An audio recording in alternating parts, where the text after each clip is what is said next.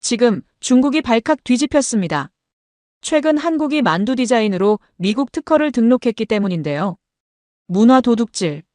5천년 중화 문명의 자우질을 훔쳐갔다라며 중국 SNS와 언론이 들끓고 있습니다. 하지만 이번 논란은 처음이 아닙니다. 김치, 한복, 불고기 등등 한국 문화의 정체성을 둘러싼 논쟁은 이미 오래전부터 계속되어 왔죠.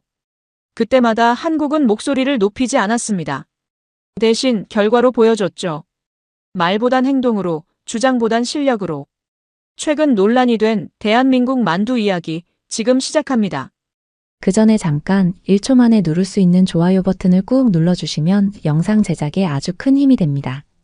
그럼 바로 시작하겠습니다. 저는 엘리자베스 콜먼입니다. 미국 CNN 국제부 기자로 일한 지 벌써 7년째네요. 이 일을 하면서 전쟁, 국제분쟁, 경제위기까지 숱한 사건들을 취재했습니다. 하지만 오늘 편집장이 저에게 내린 취재 지시는 뭔가 달랐어요. 엘리자베스, 한국이 만두 디자인으로 특허를 냈다는데 중국이 발칵 뒤집혔대. 이거 한번 취재해봐. 편집장의 말을 듣자마자 저도 모르게 피식 웃음이 나왔죠. 만두요? 만두 가지고 왜 싸워요? 그게 뭐라고. 편집장은 어깨를 으쓱하더니 요즘 중국 SNS가 난리야. 황구시보는 일면에 문화 도둑질이라는 제목으로 기사까지 실었대. 내가 한번 파봐. 저는 고개를 끄덕이면서도 내심 의아했습니다. 국제부 기자가 음식 이야기를 취재한다고? 그것도 만두라는 평범한 음식 때문에. 하지만 제 예상과 달리 중국 SNS는 정말 뜨겁게 달아올라 있었어요. 웨이보에서는 한국의 문화 도둑질이라는 해시태그가 점점 확산되고 있었고 댓글들은 격앙되어 있었죠. 5천년 중화 문명의 자우질을 훔쳐간 것이다. 또 시작이다. 김치에 이어 이번엔 만두까지. 한국은 왜 자꾸 중국 문화를 자기 것이라 주장하는가? 저는 이 반응들을 보며 더 궁금해졌습니다. 단순한 음식 하나가 어떻게 이런 국제적 논란을 일으킬 수 있을까요? 특허라는 게 뭐 그리 대단한 건가? 그래서 미국 특허청 사이트에 들어가 확인해 봤어요. 실제로 한국 식품회사가 갈비만두와 김치만두에 대한 디자인 특허를 등록했더군요. 특허 내용은 만두 모양과 접는 방식에 관한 것이었습니다. 하지만 이게 왜 문제가 되는지 여전히 이해하기 어려웠어요. 편집장에게 전화를 걸었습니다. 이거 단순한 문화 이슈 같진 않네요.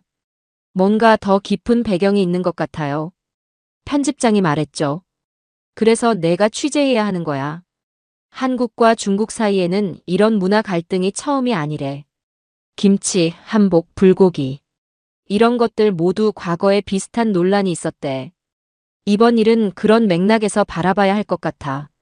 저는 이 말을 듣고 머릿속으로 취재 계획을 세웠습니다. 단순히 만두 하나의 이야기가 아니라 더 큰 그림을 봐야겠다는 생각이 들었어요.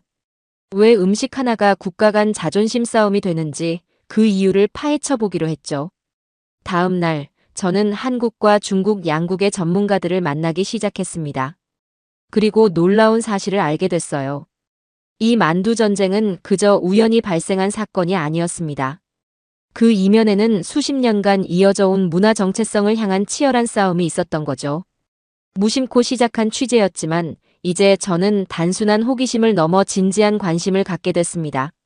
만두 하나에 담긴 이야기가 생각보다 훨씬 깊고 복잡했으니까요. 그리고 제가 미처 알지 못했던 문화전쟁의 현장으로 한 걸음씩 다가가고 있었죠. 다음 장에서는 이 만두 전쟁의 배경을 더 자세히 알아보겠습니다. 그리고 왜 이것이 단순한 음식 논쟁이 아닌지 그 이유를 파헤쳐 볼게요. 취재를 시작하자마자 깨달은 건 이번 만두 논란이 처음이 아니라는 점이었습니다. 김치 논쟁부터 파고들기로 했죠. 서울에 있는 한 김치 박물관을 찾았습니다.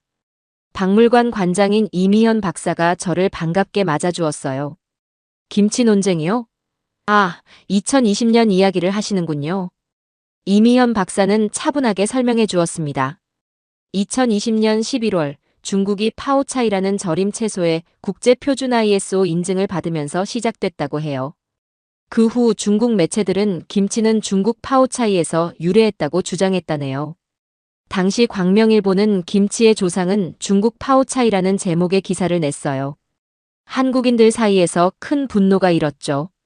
저는 의아했습니다. 그건 사실인가요? 이미현 박사가 미소를 지었습니다. 김치는 최소 삼국시대부터 한반도에서 독자적으로 발전해온 음식이에요. 파오차이와는 재료부터 맛, 발효 과정까지 완전히 다르죠. 유네스코도 2013년에 김장을 한국의 무형문화유산으로 등재했고요. 흥미로웠습니다. 국제사회는 한국 김치를 인정했는데 왜 중국은 그렇게 주장했을까요? 다음 날 만난 국제문화학자 데이비드 리는 더 넓은 시각에서 설명해 주었어요. 이건 단순한 음식 논쟁이 아닙니다. 문화적 헤게모니에 관한 거예요. 중국은 동아시아 문화의 종주국이라 자처하죠. 동아시아 전통 문화의 많은 부분이 중국에서 시작됐다는 인식이 강합니다. 저는 기록을 하면서 물었습니다. 그럼 이번 만두 논쟁도 같은 맥락인가요? 정확히 그렇습니다. 중국은 자오쯔가 한국 만두의 원형이라고 봐요. 하지만 한국은 만두를 자기 방식으로 발전시켰고 특히 김치만두나 갈비만두 같은 것들은 한국만의 독창성이 담겨 있죠. 취재를 계속하면서 더 많은 사례들이 있다는 걸 알게 됐습니다. 한복과 중국 한푸 사이의 논쟁, 한글과 중국 한자의 관계, 심지어 단오, 강강술래까지도 유사한 논쟁이 있었다고 해요. 흥미로운 점은 한국의 대응 방식이었습니다. 한국 정부나 기관들은 감정적으로 반응하기보다 증거와 사실을 바탕으로 대응했더군요. 김치 논쟁 당시 한국농림축산식품부는 김치와 파오차이는 다른 음식이라는 단순 명료한 성명을 발표했고 이어 김치의 역사적 증거들을 차분히 제시했어요. 외신들의 반응도 주목할 만했습니다. 영국 BBC, 미국 CNN 등 주요 매체들은 대부분 한국 김치의 독자성을 인정하는 보도를 했죠. 이 과정에서 오히려 김치의 세계적 인지도가 높아지는 역설적인 결과도 나타났어요. 취재를 마치고 호텔로 돌아오는 길, 문득 이건 단순한 음식 싸움이 아니라 정체성을 향한 싸움이라는 생각이 들었습니다. 그리고 이 문화전쟁에서 한국은 독특한 방식으로 대응하고 있었죠. 소리 높여 외치기보다는 조용히, 하지만 확실하게 자신들의 문화적 가치를 증명해 나가고 있었습니다. 이제 제 관심은 단순한 호기심을 넘어서고 있었어요. 이 만두 전쟁의 더 깊은 층위를 파헤치고 싶었습니다. 그래서 다음 날, 저는 더 많은 사례들을 조사하기 시작했습니다. 다음 날, 저는 서울대학교 문화인류학과 정성호 교수를 만났습니다. 그는 동아시아 문화 분쟁을 전문적으로 연구하는 학자였죠. 이런 문화 갈등은 만두와 김치에만 국한된 게 아닙니다. 불고기, 삼계탕, 심지어 김까지도 비슷한 논쟁이 있었어요. 저는 놀라서 펜을 멈췄습니다. 김이요? 그 바다 해조류 말인가요? 정 교수가 고개를 끄덕였습니다. 네, 2021년 중국 매체들은 김도 중국에서 유래했다고 주장했어요. 자오차이라는 중국 해조류가 한국 김의 원형이라는 논리였죠. 정 교수는 컴퓨터 화면을 돌려 중국 매체들의 기사 제목을 보여주었습니다. 한국의 불고기는 중국 전통 요리에서 비롯됐다. 삼계탕의 기원은 중국 약선 요리안 반도에 전해진 중화 요리. 지금은 한국 음식이라 우기는 중. 이런 제목들을 보니 뭔가 패턴이 보였습니다. 단순한 우연이 아니라 체계적인 주장처럼 느껴졌어요. 교수님, 이게 다 사실인가요? 정 교수는 잠시 생각하더니 말했습니다. 문화는 교류하고 영향을 주고받는 법이죠. 한반도가 중국과 교류하며 영향을 받은 것은 사실입니다. 하지만 그렇다고 해서 모든 한국 문화가 중국에서 왔다고 할 수는 없어요. 김치만 해도 한반도 기후와 식재료에 맞게 독자적으로 발전한 음식이니까요. 정 교수의 설명을 들으며 점점 더 궁금해졌습니다. 이쯤 되면 단순한 문화 논쟁이 아닌 것 같았어요. 이런 주장들의 목적이 뭘까요? 여러 측면이 있겠지만 문화적 헤게모니와 연관이 깊어요. 동아시아에서 문화적 영향력을 확대하려는 전략의 일환으로 볼 수 있죠. 최근 몇 년 동안 중국은 문화 자신감 정책을 강조하고 있고요. 이건 제가 애초에 생각했던 것보다 훨씬 복잡한 문제였습니다. 단순한 음식 논쟁이 아니라 국가 정체성과 문화적 주도권을 둘러싼 첨예한 갈등이었죠. 그날 저녁 호텔방에서 취재 노트를 정리하면서 점점 이상한 느낌이 들었습니다. 한 나라가 다른 나라의 거의 모든 대표 음식과 문화를 자기 것이라고 주장한다면 그건 정말 이상하지 않나요? 다음 날 아침 서울 종로의 한 전통 찻집에서 한국문화재청 전 정책관인 김민준 씨를 만났습니다. 그는 차분하게 말했어요. 우리는 이미 많은 것을 경험했습니다. 2000년대 초반부터 시작된 동북공정이라는 중국의 역사 프로젝트가 있었어요. 고구려, 발해 같은 한국의 고대 왕국들을 중국 지방 정권으로 규정하려는 시도였죠. 그럼 이런 음식 논쟁도 그 연장선상인가요? 넓게 보면 그렇습니다. 문화적 영향력 확대의 일환이죠. 하지만 한국은 점점 더 체계적으로 대응하고 있어요. 증거를 모으고 국제사회에 한국 문화의 독자성을 알리는 방식으로요. 이야기를 들으면서 점점 더 깊은 관심이 생겼습니다. 처음에는 만두 가지고 뭐 그리 싸우나 싶었는데 이제는 이건 정말 중요한 문제구나라는 생각이 들었어요. 취재를 이어가던 중 2018년 중국 상하이에서 열린 국제 푸드 엑스포에 관한 흥미로운 이야기를 들었습니다. 당시 한국관에서 있었던 일을 직접 경험한 한식진흥원의 박지영 팀장을 만났어요. 그때 한국관에 김치만두와 갈비만두를 전시했었죠. 각국 방문객들의 반응이 정말 좋았어요. 그런데 중국 대표단이 찾아와 공식 항의를 했습니다. 박 팀장의 표정이 굳어졌습니다. 그들은 만두는 중국의 자오즈에서 유래했으니 한국이 자기 음식인 양 전시하는 건 문화 도용이라고 했어요. 심지어 전시 철거를 요구했죠. 그때 어떻게 대응하셨나요? 제가 물었습니다. 우리는 논쟁하지 않았어요. 대신 방문객들에게 김치만두와 갈비만두를 직접 시식하게 했죠. 그리고 한국 만두의 독특한 맛과 조리법을 차분히 설명했습니다. 박 팀장은 잠시 생각에 잠기더니 말을 이었습니다. 결과적으로 그날 우리 부스가 전시장에서 가장 인기 있었어요. 다른 나라 사람들은 한국 만두의 독특함을 인정했죠. 이 이야기를 들으며 한국의 대응 방식이 인상적이었습니다. 그들은 설명하지 않았어요. 다만 보여줬을 뿐이었죠. 다음으로 만난 사람은 국제 전시 전문 기자인 마이클 첸이었습니다. 그는 여러 국제식품 박람회를 취재한 경험이 있었어요. 한국과 중국의 문화 충돌은 박람회에서 자주 볼 수 있는 광경입니다. 2019년 도쿄 푸드페어에서도 비슷한 일이 있었어요.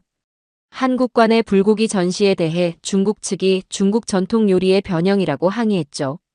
그런 상황에서 국제 관람객들은 어떤 반응을 보이나요? 제가 물었습니다. 마이클은 미소를 지었습니다. 대부분은 정치적 논쟁보다 맛에 관심이 있어요. 결국 더 맛있고 독특한 음식이 승리하죠. 그런 점에서 한국 음식은 강점이 있습니다. 독특한 맛과 스토리텔링이요. 그의 말을 들으며 문득 깨달았습니다. 이런 문화 갈등에서 승리하는 방법은 소리 높여 주장하는 것이 아니라 자신의 문화를 매력적으로 보여주는 것이었어요. 서울의 한 대학 도서관에서 관련 자료를 더 찾아보았습니다. 놀랍게도 1990년대부터 중국은 문화 원류론이라는 개념을 통해 동아시아 전통 문화의 원류가 중국이라고 주장해왔다고 해요. 김치, 한복, 한글, 그리고 이제 만두까지. 이 모든 논쟁은 우연이 아니었던 거죠. 자료를 정리하면서 제 마음속에 의문이 생겼습니다. 한국은 왜 이런 논쟁에 격렬하게 반응하지 않을까? 다른 나라였다면 국제적 항의나 캠페인을 벌였을 텐데 한국의 대응은 달랐어요. 그날 저녁 제 호텔 근처 식당에서 한국 만두를 주문했습니다. 갈비 양념이 들어간 만두와 김치가 들어간 만두를 맛보면서 생각했어요. 이건 분명 독특해. 중국 만두와는 확실히 다르다. 음식을 먹으며 이 취재가 단순한 문화 분쟁 이상의 무언가를 담고 있다는 느낌이 강해졌습니다. 이건 한 나라가 자신의 정체성을 지켜나가는 방식에 관한 이야기였어요. 그리고 한국은 주장하기보다 보여주는 방식을 선택했던 거죠. 서울 취재 나흘째, 저는 만두랩이라는 독특한 레스토랑을 찾았습니다. 이곳은 한국 만두의 현대적 재해석으로 유명한 곳이었죠. 주방장 김준호 씨는 미국 CIA 출신의 셰프로 한국으로 돌아와 전통 만두를 연구해왔다고 합니다. 만두는 그저 음식이 아닙니다. 한국인에게 만두는 이야기예요. 김 셰프는 세 종류의 만두를 내어놓았습니다. 첫 번째는 전통 고기만두, 두 번째는 김치만두, 세 번째는 갈비만두였어요. 보통 만두소는 고기와 채소를 섞죠. 하지만 한국 만두는 독특합니다. 김치 만두는 발효식품인 김치를 넣어 깊은 감칠맛을 내고 갈비 만두는 찹쌀과 갈비를 함께 넣어 식감의 차별화를 둬요. 저는 하나씩 맛보기 시작했습니다. 고기 만두는 담백했고 김치 만두는 톡 쏘는 맛이 인상적이었어요. 그런데 갈비 만두를 먹는 순간 정말 놀라웠습니다. 이건 정말 독특하네요. 이런 맛은 처음이에요. 김 셰프가 미소를 지었습니다. 갈비 만두는 한국인의 지혜가 담긴 음식이에요. 고급 음식인 갈비찜의 맛을 보다 효율적으로 만두로 즐길 수 있게 만든 거죠. 비싼 갈비의 풍미를 소로 살려 한 입에 담아낸 고급형 만두입니다. 만두를 먹으며 생각했습니다. 이건 단순한 음식이 아니라 한 문화의 역사와 지혜가 담긴 결정체였어요. 김 셰프의 다음 말이 그 생각을 확인시켜 주었습니다. 한국 음식은 생존의 지혜예요. 제한된 자원 속에서 최대한의 맛을 이끌어내는 방법이죠. 김치는 겨울을 나기 위한 지혜였고 갈비만두는 귀한 음식을 아끼기 위한 지혜였습니다. 저는 문득 물었습니다. 중국이 만두를 자기네 문화라고 주장하는 것에 대해 어떻게 생각하세요? 김 셰프는 잠시 생각하더니 대답했습니다. 만두의 기원이 중국일 수 있어요. 하지만 중요한 건 어디서 왔느냐가 아니라 어떻게 발전시켰느냐죠. 피자가 이탈리아에서 시작됐지만 뉴욕 피자가 독자적 가치를 인정받는 것처럼요. 그의 말이 제 생각을 정리해 주었습니다. 문화는 고정된 것이 아니라 끊임없이 변화하고 발전하는 것이었어요. 그리고 한국은 자신들만의 방식으로 만두를 발전시켜왔던 거죠. 한국인들이 이 만두 논쟁에 그렇게 감정적으로 반응하는 이유가 뭐라고 생각하세요? 김 셰프는 깊은 숨을 내쉬었습니다. 역사적 맥락이 있어요. 한국은 오랫동안 강대국 사이에서 자신의 정체성을 지키기 위해 노력해왔죠. 음식은 단순한 먹거리가 아니라 우리의 역사이자 정체성이에요. 그래서 이런 논쟁이 단순한 음식 이야기를 넘어서는 거죠. 그날 저녁 호텔로 돌아오는 길에 생각했습니다. 이건 그냥 음식이 아니야. 무슨 메시지 같아. 김 셰프의 말이 계속 머릿속에 맴돌았어요. 이건 우리가 먹는 게 아니라 전하는 겁니다. 음식을 통해 자신들의 정체성과 역사를 보존하고 전달하는 방식. 그것이 한국이 선택한 길이었습니다. 그리고 이제 그들은 한 걸음 더 나아가 특허라는 현대적 수단을 통해 자신들의 문화적 가치를 공식적으로 인정받으려 하고 있었죠. 취재 5째 날, 저는 한국지식재산권연구원의 송재윤 연구원을 만났습니다. 그는 식품 관련 지식재산권을 오랫동안 연구해온 전문가였죠. 한국은 문화 분쟁에서 점점 더 체계적으로 접근하고 있습니다. 단순히 역사적 증거를 제시하는 것을 넘어 이제는 국제 지식재산권 시스템을 활용하고 있어요. 송 연구원은 실제 사례들을 설명해 주었습니다. 김치와 관련해서는 2012년 코덱스 국제식품규격위원회에서 김치를 국제표준 명칭으로 등재한 사례, 한복의 경우 유네스코, 인류 무형문화유산 등재 추진 등이 있었죠. 만두의 경우 특허는 음식 자체가 아니라 특정 디자인과 제조 방법에 관한 것입니다. 특히 갈비만두와 김치만두는 한국에서 독자적으로 발전시킨 형태죠. 저는 대만의 음식문화 연구자인 린 메이를 화상으로 인터뷰했습니다. 그녀는 동아시아 식문화 교류를 연구해온 중립적 관점의 학자였어요. 만두는 중국에서 시작됐지만 한국, 일본, 중앙아시아 등 여러 지역으로 퍼지면서 각 지역만의 특색을 갖게 됐습니다. 한국 만두는 특히 소재료와 만드는 방식에서 독창성을 발전시켰어요. 린 교수의 설명을 들으며 흥미로운 점을 발견했습니다. 문화는 고정된 것이 아니라 끊임없이 발전하는 것이었고 그 과정에서 각 나라의 독창성이 더해지는 거였죠. 한국 외교부의 문화외교 담당 정책관 박상현 씨의 견해도 들어보았습니다. 우리는 이제 문화적 가치를 인정받는 방식이 달라졌다고 봅니다. 예전에는 역사적 증거와 학술적 논쟁이 중심이었다면 이제는 국제 제도와 시장에서의 인정이 더 중요해졌어요. 중국 측의 반응도 확인했습니다. 중국 언론들은 이 특허 소식을 크게 보도했고 SNS에서도 많은 논란이 일었죠. 베이징 대학의 문화학자 왕리 교수와 이메일 인터뷰를 진행했습니다. 중국인들이 민감하게 반응하는 이유는 자오즈가 중국 식문화의 중요한 부분이기 때문입니다. 하지만 학술적 관점에서는 각 나라의 독자적 발전을 인정해야 합니다. 서울대학교 식품영양학과 김민정 교수는 더 실용적인 관점을 제시했습니다. 특허는 표현 방식과 기술에 관한 것이지 문화 자체를 독점하는 것은 아닙니다. 한국 기업들이 세계 시장에서 경쟁력을 갖추기 위한 전략적 접근이라고 봐야 해요. 취재를 마무리하며 한국의 접근 방식이 매우 현대적이라는 생각이 들었습니다. 그들은 감정적 대응보다 제도적, 경제적 인정을 추구했어요. 이는 21세기 문화 외교의 새로운 형태를 보여주는 사례였습니다. 서울 마지막 밤, 호텔 창문으로 도시의 불빛을 바라보며 생각했습니다. 한국은 자신들의 문화적 가치를 주장하는 데 있어 소리 높여 외치기보다 세계가 인정할 수밖에 없는 방식을 선택했던 거죠. 그리고 그 방식이 오히려 더 효과적이었습니다. 취재 마지막 날 모든 자료를 정리하고 뉴욕 본사로 보낼 리포트를 작성하기 시작했습니다. 생방송 리포팅을 위한 대본도 준비해야 했죠. 편집장은 최대한 중립적으로 작성하라고 강조했습니다. 양측의 입장을 균형 있게 다루고 너무 한쪽으로 치우치지 마. 우리는 뉴스를 전달하는 거지 판단하는 게 아니니까. 처음에는 편집장의 말대로 최대한 중립적인 어조로 대본을 작성했습니다. 한국과 중국 간 문화 갈등의 새로운 사례, 양측의 주장이 팽팽히 맞서고 있다 같은 표현들로요. 호텔 책상에 앉아 완성한 대본을 읽어보는데 왠지 모르게 마음이 불편했습니다. 이건 단순히 양측 주장으로 정리될 수 있는 문제가 아니었어요. 5일간의 취재를 통해 보고 들은 것들은 그런 단순한 틀에 맞지 않았죠. 한국 만두의 독창성, 그들이 문화를 발전시키고 지켜온 방식, 그리고 세계 시장에서 인정받기 위한 체계적인 노력. 이런 것들을 중립이라는 이름으로 희석시키는 게 과연 옳은 일일까요?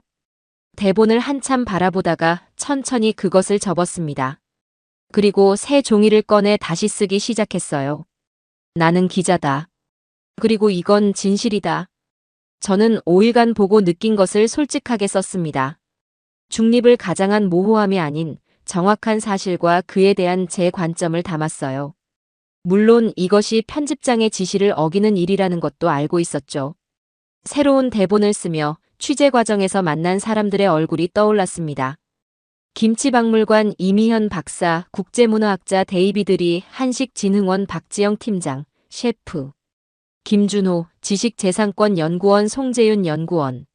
그들이 저에게 들려준 이야기와 보여준 열정이 제 마음을 움직였어요. 특히 김 셰프의 말이 가슴에 남았습니다. 이건 우리가 먹는 게 아니라 전하는 겁니다. 그 말이 이번 취재의 핵심을 관통하고 있었어요. 만두는 단순한 음식이 아니라 한 문화의 정체성과 철학을 담은 매개체였습니다. 새 대본을 완성하고 편집장에게 전화를 걸었습니다. 내일 생방송에서 조금 다른 관점으로 이야기하려고 해요. 편집장은 잠시 침묵하더니 물었습니다. 어떤 관점인데?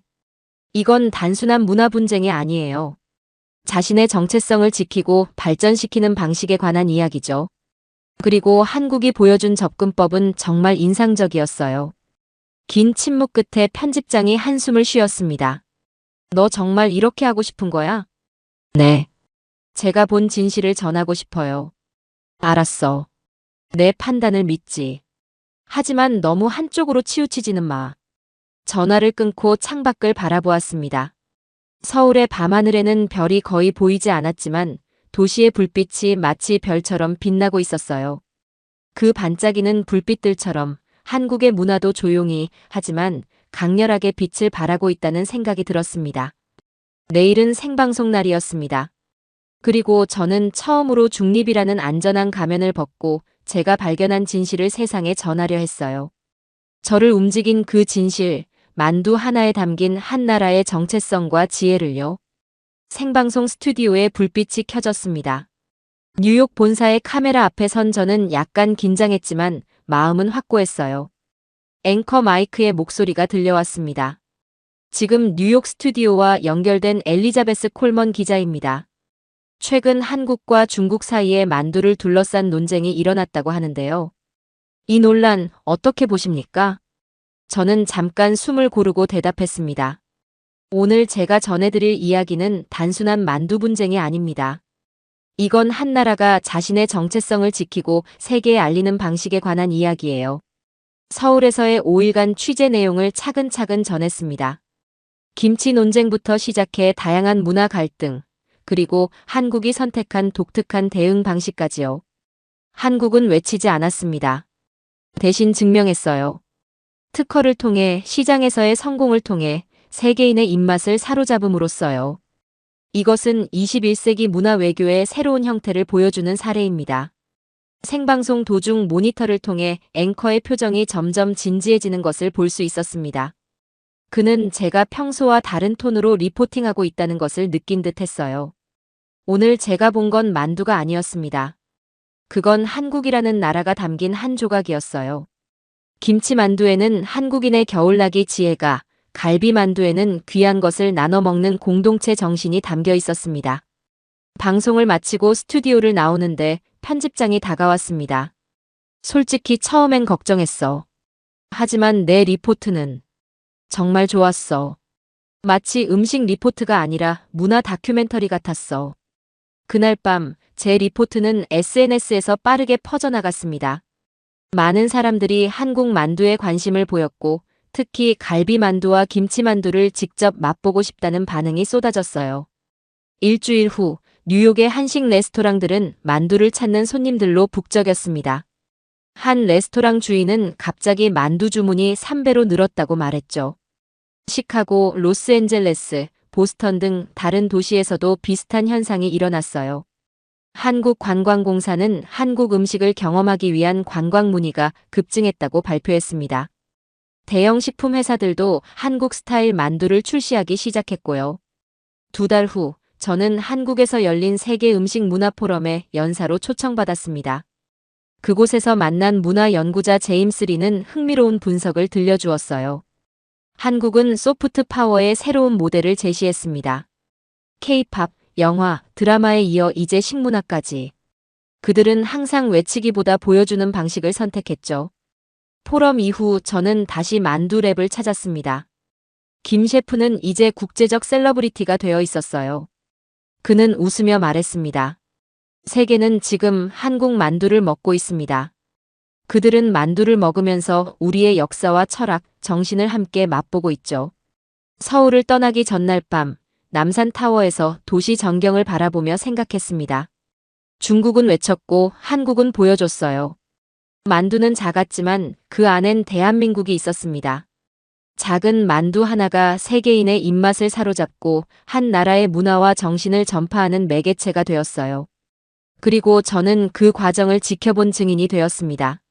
이제 세계는 한국 만두를 먹으며 그 속에 담긴 한국의 이야기를 함께 삼키고 있었습니다. 조용하지만 강력한 방식으로 한국은 문화의 전쟁에서 승리하고 있었어요. 오늘 사연 어떠셨나요? 이처럼 만두 하나를 통해 한국의 문화적 정체성과 그 가치를 세계에 알리게 된 이야기를 전해드렸습니다. 한국은 목소리 높여 외치기보다 실력으로 증명하는 방식을 선택했고 그 결과 세계 시장에서 인정받는 독자적인 위치를 확보했죠. 아마 여러분도 공감하셨을 겁니다. 우리의 문화는 단순히 과거에서 물려받은 유산이 아니라 끊임없이 발전하고 세계와 소통하는 살아있는 것이니까요. 김치만두, 갈비만두처럼 우리만의 독창성을 더해 발전시킨 문화는 이제 세계인의 마음을 사로잡고 있습니다. 오늘 이 이야기가 여러분께 작은 위로와 자부심을 드렸길 바랍니다. 그리고 이 모든 변화의 중심에는 우리 대한민국이 있습니다. 흐름을 따르던 나라에서 흐름을 바꾸는 나라로. 한국이 없으면 세계가 멈춥니다. 오늘의 사연은 여기까지입니다. 지금까지 감동테라스 저는 소희였습니다. 오늘도 우리 구독자님들의 가정에 따뜻한 행복이 가득하시길 진심으로 바라겠습니다. 긴 영상 끝까지 시청해주셔서 정말 감사합니다. 내일 더 좋은 이야기로 찾아뵙겠습니다. 감사합니다.